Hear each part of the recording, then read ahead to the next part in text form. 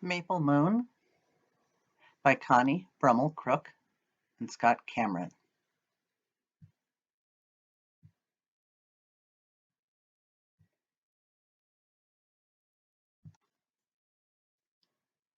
A long time ago, in the heart of the great forest, in a clearing filled with wigwams, there lived a young Misagwa boy. The clearing was on the south side of a gentle sloping hill. At the bottom of the hill was a small lake called Rice Lake because of the wild rice that grew there. All kinds of trees grew in the forest: maple, willow, spruce, balsam, and birch, and gave shelter from the northwest winds. In summer, those winds brought rain. In winter, they brought snow. The year the boy turned 8, the snows came early. The children of the clearing loved it. They ran between the wigwams, kicking up drifts and throwing snowballs. The boy watched and wished that he could join their circle, but he was different. When he was a baby, he had injured his left leg and it hadn't healed properly. Now he always limped and never joined in the games. Sometimes one mean boy, fast as lightning, would taunt, "Limp leg, come and play." But the boy only stood in his hooded raccoon cloak, wishing he could. Only some of the children called the boy Limp Leg. Everyone else used the name his mother had given him, Rides the Wind. She called him that because of the sled his father had made him. With Nemosh pulling, the boy could move faster than any of the other children. Nemosh was a great, big, strong, shaggy dog that was half timber wolf. Rides the Wind loved him, and he loved the winter. But this winter was different. The drifts were so high that Nemosh could not get through them. The ice had frozen thick on Rice Lake, and fishing was impossible. Again and again, the hunters came home with no meat to feed their people. The women gave out only small amounts of wild rice and dried berries, for their supply was almost gone. The months passed until it was time for spring, but spring did not come. Everyone in the clearing was very hungry.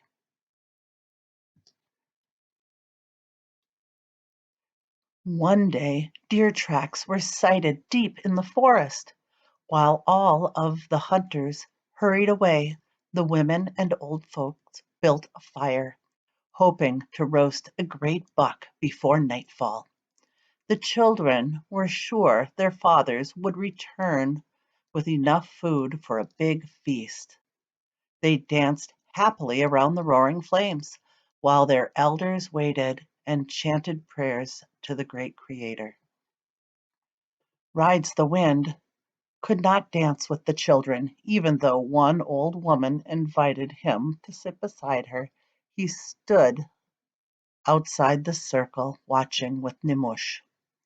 Then, not wanting the others to see his sad face, Rides the Wind limped slowly through the deep snow and into the woods. Nimush tried to follow, but Rides the Wind wanted to be alone and sent the big dog home. Rides the Wind struggled as far as he could until he reached a large old maple tree. "Ninatic," he whispered, for that was the name of all maple trees. "I'm going to rest with you for a moment." As the boy leaned against the tree's sturdy trunk, he heard faint singing drifting towards him from the camp. Then there was a noise overhead. He looked up and saw a reddish-brown squirrel scampering along a branch. Rides the Wind stayed completely still, moving only his eyes as he watched. The squirrel ran halfway along the limb, stopped, sat on its haunches, and held its paw under its chin. Then it looked down and saw Rides the Wind. Immediately, it bounded along the branch, glancing back at the boy as if it was trying to tell him something. At the very end, the squirrel began clawing at the bark. When it put its head straight down on the branch, Rides the Wind thought it was going to somersault, but it didn't. Instead, it started drinking from the bare spot it had made. Still motionless, Rides the Wind watched all of this.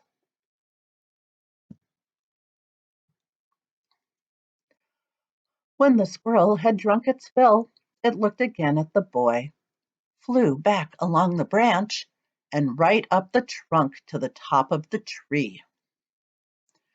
"What are you showing me, Red Squirrel?" Rides the Wind asked, but the squirrel did not answer. Rides the Wind hopped up and down on his good leg until he managed to grasp the end of the branch. He could see a bald patch on the wood with sap oozing from it. He took a small, sharp knife from his cloak pocket and cut into the bark, a few inches from where the squirrel had scratched. Then, just like the squirrel, he drank sap from the tree. It tasted sweet. The boy stood back and saw more clear sap trickling down from the branch. Suddenly, Rides the Wind had an idea. The sound of singing grew louder as he hurried back to camp.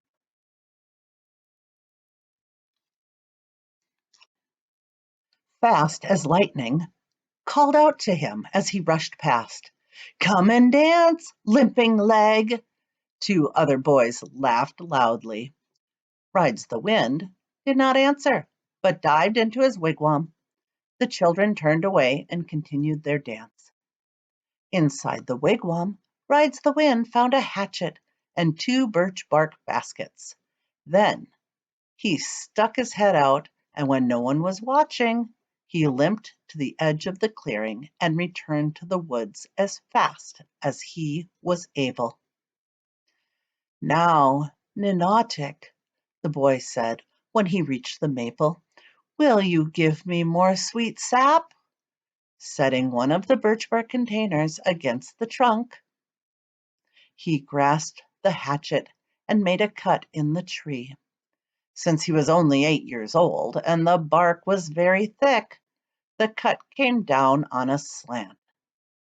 Sap trickled out, but it dribbled this way and that along the rough trunk. Only a bit ended up in the basket.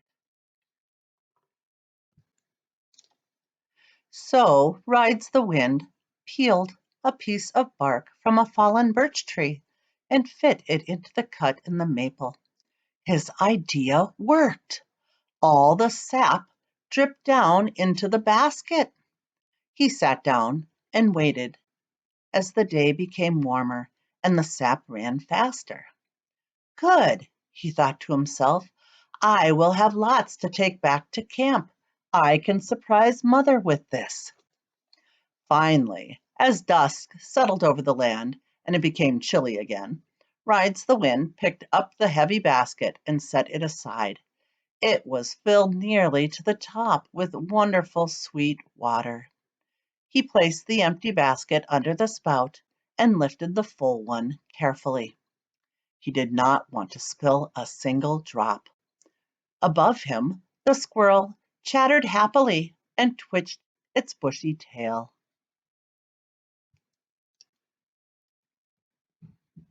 By the time Rides the Wind arrived home, a pale moon shone high in the night sky, and the hunters had returned.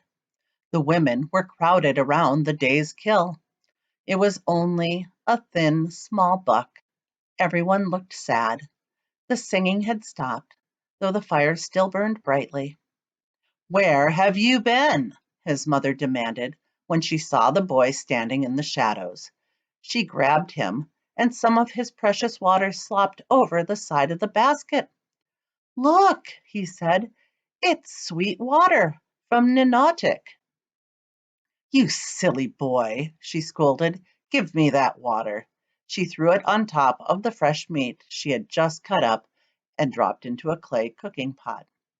"At least it will save me from having to go to the lake for ice water. I spent so much time today looking for you. I'm behind in my work."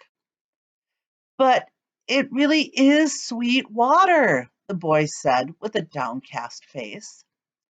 When the child's father stepped forward and said firmly, "Go home now, rides the wind," with only Nemosh for company, the boy turned and limped sadly toward the wigwam.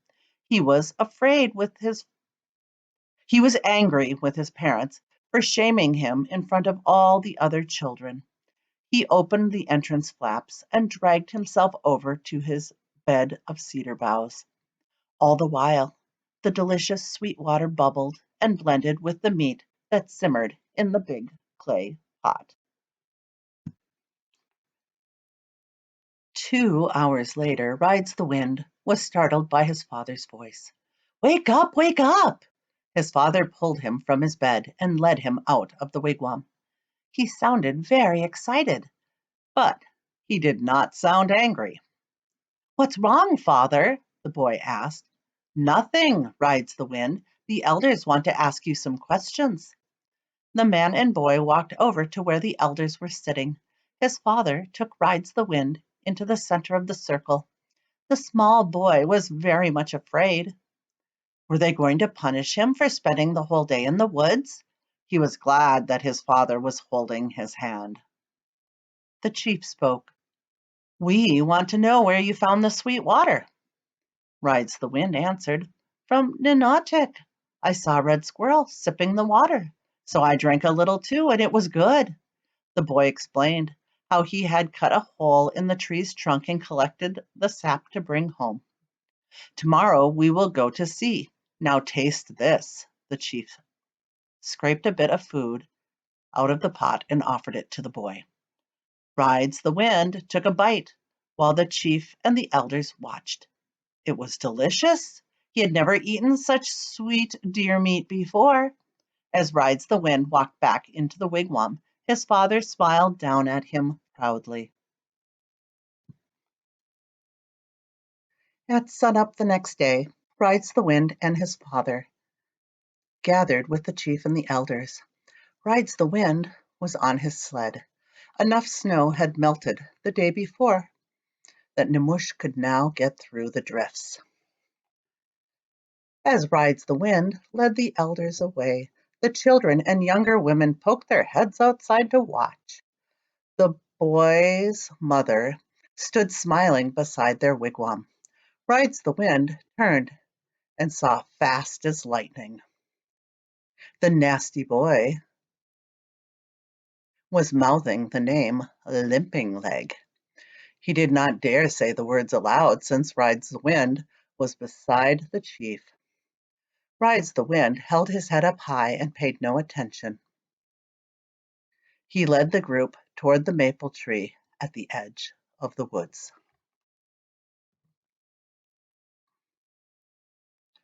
The night had been freezing, and Rides the Wind shivered in his hooded raccoon cloak.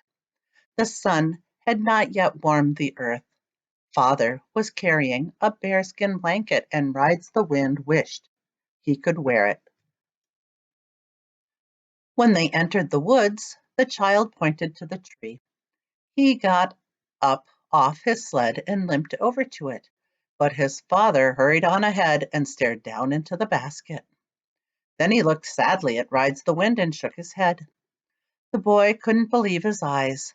Only a little iced sweet water was frozen in the bottom, and there was no sap running from the cut in the basket. He blinked back tears, but he knew he must not cry. "I'm sorry," his father said to the chief. "My boy is a teller of stories."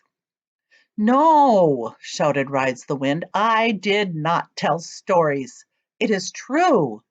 His father just shook his head and looked at his son sadly. Then he turned the boy around and walked him back toward the sled. "Wait," said the chief. "At what time yesterday did you come to this tree?" "I stayed all day," Rides the Wind answered. "Then we shall stay," the chief said. He did not smile, nor did he frown, but Rides the Wind was worried.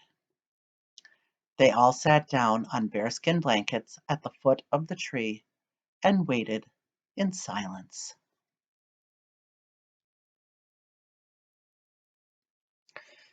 When the sun came out and shone fully, little frozen puddles began to melt, and rivulets of water streamed around them.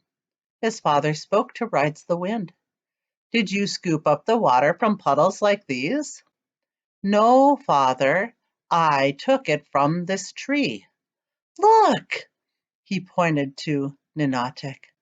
Once again, sap was dripping off the piece of bark sticking out from the trunk. A steady trickle of sweet water fell into the birch bark basket. The chief reached over and cupped his hands under the dripping sap. Then he tasted it and smiled. "It truly is the sweet water. We will take it from many more trees, like this one." He looked up at the sturdy maple and smiled. "Thank you, Ninotic." Then he turned to the little boy. "And thank you, Rides the Wind. Because of you, we will not starve. We will boil this water into the food we found at the bottom of our pot last night. It will make all our meat taste sweet. The great Creator did not give us a big stag, but our prayers have been answered in a much better way. Tonight, we must give thanks for your discovery with a celebration. We will call it the Festival of Ninotic in the time of the maple moon." Then the chief smiled. "And tonight I will give you a new name," he said. "It will be Wise Little Raven, and when you grow big, we will call you Wise Raven." The boy looked up at his father and saw his eyes shining with pride. "Now, my son, no one will laugh at you again." Even Nemosh seemed in a hurry to return to camp as he and Wise Little Raven proudly led the way home. That night, under a pale moon, the celebration took place, and never again did anyone ever dare to call the boy Limping Leg.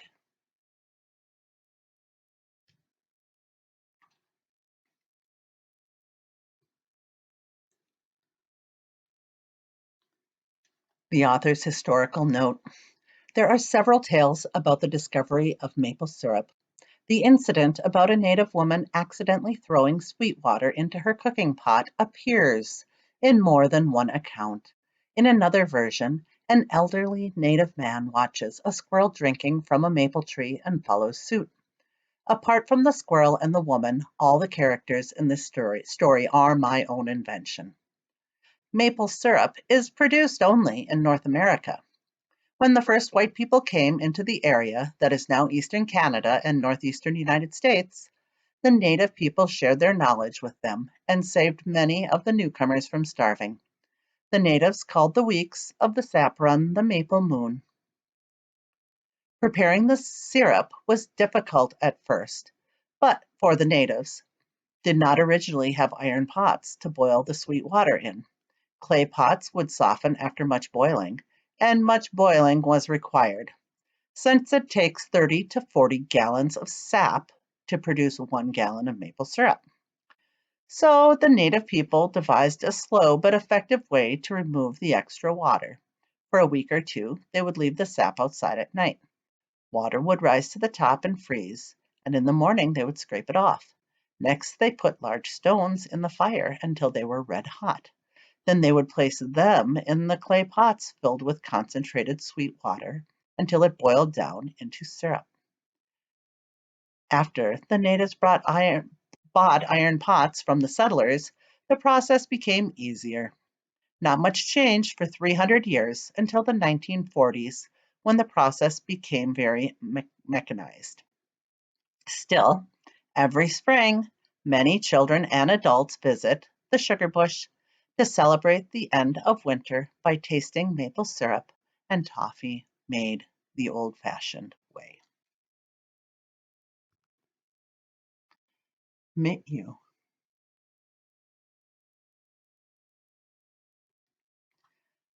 So in Ojibwe, we call our maple sap moon, our maple boiling moon, Iskigamizige Giizis. Iskigamizige Giizis. And that is currently the moon we are in. Iskigamizige Giizis.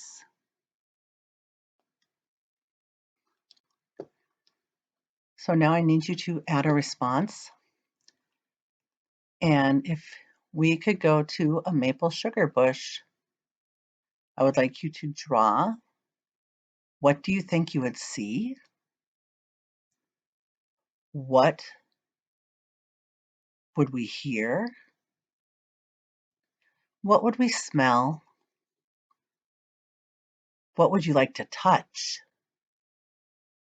And last, what would you like to taste while visiting the maple sugar bush? And then click the check to submit your seesaw assignment.